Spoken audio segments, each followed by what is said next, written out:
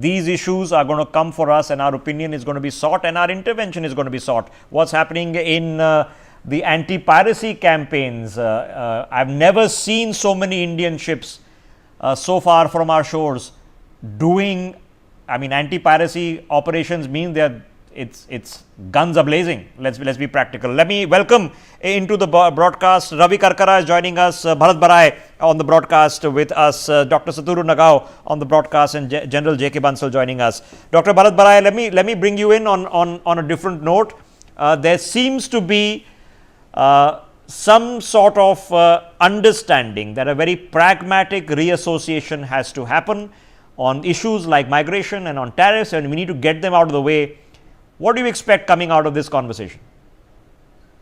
See, the issue of tariff and the issue of illegal migration, we knew that it was going to come up, and it is not just for India, it's for many other countries that it affects. Now, there are many aspects of relationship between India and USA, and these are two areas on which we don't have full concordance. For example, United States feels that there are more import duties, as we call it, which is another name for tariff, by India, and India needs to lower those tariffs and allow more US products to come. They did talk about Tesla cars, they did talk about Harley Davidson and many other things. So India will have to try to give in something, or they are going to face reciprocal tariff, because US president feels that we should have an even trade, and India has a $45.7 billion surplus in trade with USA 2022, 23 and 24. As far as illegal immigration is concerned, let me give you a different other perspective also, which unfortunately is not talked about. Yes, there are about 17,000 illegal Indians in detention, and Pew Research estimate that there are about 700,000 illegal Indian immigrants.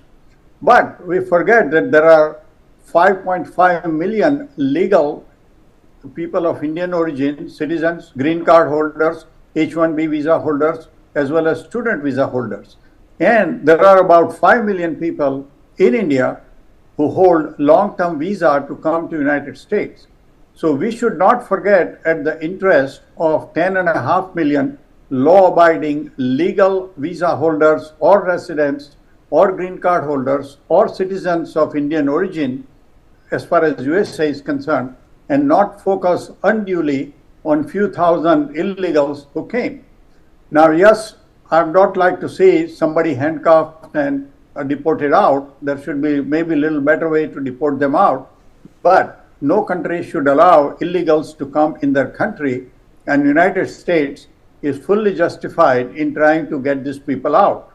And they are not just getting people of Indian origin out. Yeah, fair enough. It's estimated that there are about 11 million illegal immigrants living in USA. No, Dr. Barai, as you and I well know, India also has an illegal immigration problem. We have serious concerns about illegal immigration from Myanmar, from Bangladesh and other places. We haven't cracked a formula on how to deal with it for sure. There's a lot of controversy which somehow becomes global controversy if we even try to document illegal immigration. We know what happened with the NRC and the CA in India. It became an international issue, believe it or not. But Dr. Barai, assuming that we have an open mind on these issues and we can say, all right, we're going to work with the US on the tariffs and reducing the trade deficit. We're going to work on accepting more illegal immigrants back. What next? Well, next we probably should see a big defense deal, because United States needs to export more top-of-the-notch equipment. And we know from the recent use of Israeli equipment that United States has probably top-of-the-line equipment. For example, there are 100 Israeli, mostly F-13 fighters that went over Iraq and bombed them, and Iraq could not shoot down in one of them. In fact, most of the Russian S-300 missiles, which were kept there for air defense, they were all knocked out. So we know that United States makes some of the top-notch defense equipment, and we need it. Our Air Force is very short of number of squadrons that are needed, almost 42 of them. So we could utilize the drones, we could utilize the fighter aircraft, We could utilize some of the submarines, though most of them are coming from France. We can have Apache helicopters. So we can have a lot of top-notch defense equipment that can be imported from USA as well as co-manufactured like General Electric engines. Yes. As far as other trade is concerned, semiconductors,